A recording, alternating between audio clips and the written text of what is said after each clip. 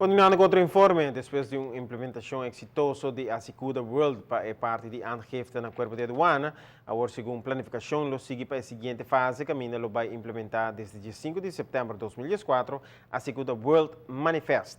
Module, qual encerra a declaração de entrada de tanto barco como avião em um respectivo carga de uma maneira digital. Para realizar a implementação aqui, organizar diferentes training durante a última semana.